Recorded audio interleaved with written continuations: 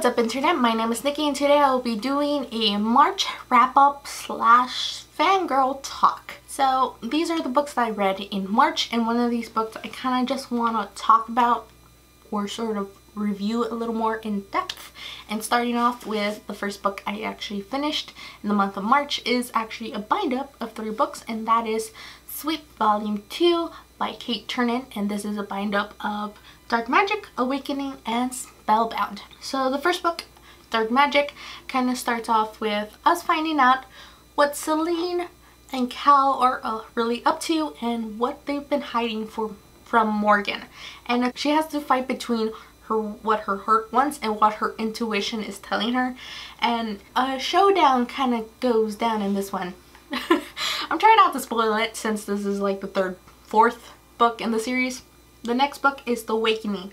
So The Awakening is the fallout of what happened in the last book and Hunter trying to help Morgan sort of kind of pick up the pieces, and we also get to see what Hunter really does, what it means to be a seeker, or aka Wiccan police, and we see him in action and how it led up to him being a seeker. The next book is Spellbound, and that was more of a showdown between Cal and Hunter, and Morgan kind of trapped between her first love and the person who she's sort of interested in. And it's really interesting just because the difference between how Cal treated her and how Hunter is, because she identifies more with Hunter and they're kind of like the same person. They're both strong-willed and they have kind of like the same outlook of life. Granted, they do both have different ways of doing things, so yeah. Just the ending of Spellbound kind of got me, because every single time I read this series, I'm like, I know what's gonna come, and it still breaks my heart every single time I read the ending of Spellbound. Next book that I finished in the month of March was one of those books where you kind of have to take your time with, and that is The Bell Jar by Sylvia Plath. So this book follows Esther in 1953 in New York City, where she is internshipping in a magazine where she helps out the editor, and she starts to realize something is wrong with her because she's kind of living the dream most girls would die for.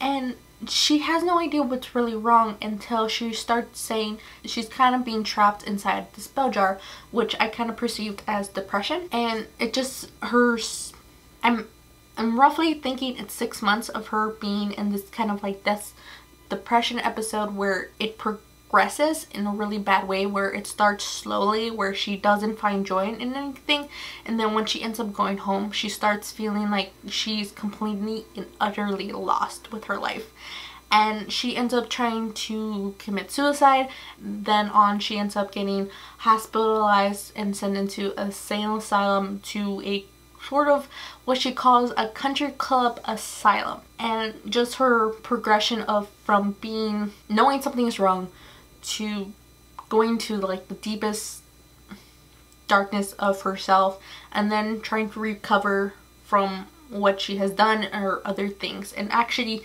being satisfied that someone actually finally understands what is going on in her life. Things I want to talk about this book in Sylvia Plath is, starting off, I read this back in high school, but the thing was I didn't really remember anything about it. I just knew it was about depression. It started off in New York and she ends up in a sane asylum, and that's basically all I remember from it. Other things I know is Sylvia Plath writes poetry.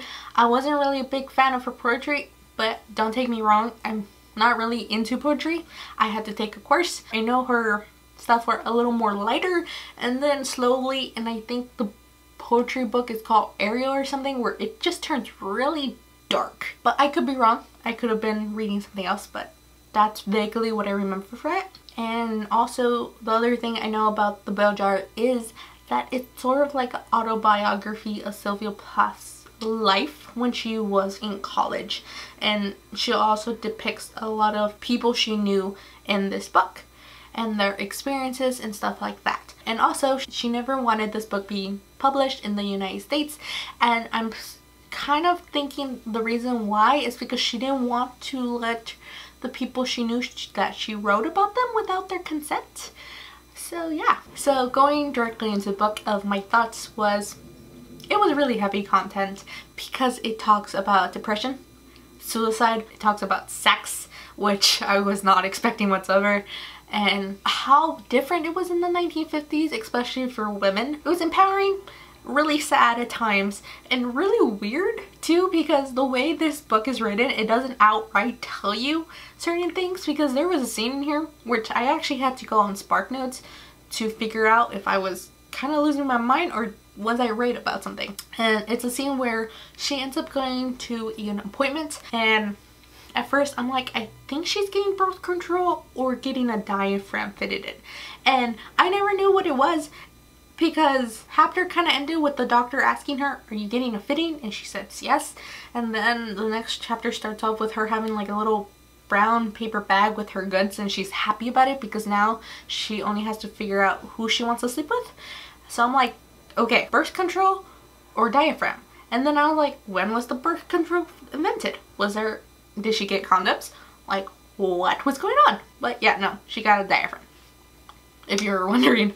I'm starting to understand why I probably didn't remember the bell jar, because back then I couldn't relate to Esther, and now I kind of do, because certain things of growing up, because you're kind of lost and you don't know what you want to do, and from feeling lost you start going into kind of like a depression, and just certain events and things that Esther goes through, I was not expecting other people to understand what I was going through, if that makes sense. And I understand the whole being bummed out and being depressed and stuff like that, because you want to do something but it's like you're mentally not capable of going there yet.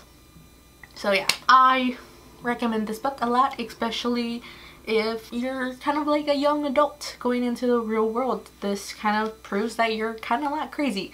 I do warn, there's a lot of talk about suicide, depression, and also there's kind of a rape scene, or I should say a sexual assault scene in this book. So if you're triggered by anything, I do warn about that. But other than that, I think it's a great read to pick up, because Sylvia Plath was a first of her kind, and now I kind of understand why Sylvia Plath is a feminist because of this book.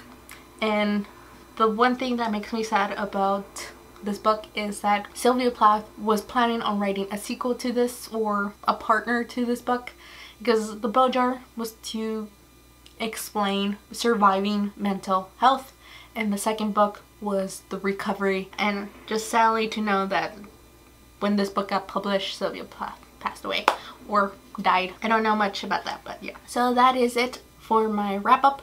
I hope I didn't depress you too much about that. I do recommend the bell jar if you want something a little more modern, because that book I do believe will survive the test of time. It's something that I think every young woman should read, or at least know about, because it is in pop culture. So yeah, if you like this video, please give it a thumbs up. If you want to see more, please subscribe. If not, that's cool. I try to either upload Monday, Wednesdays, or Friday. Okay, bye.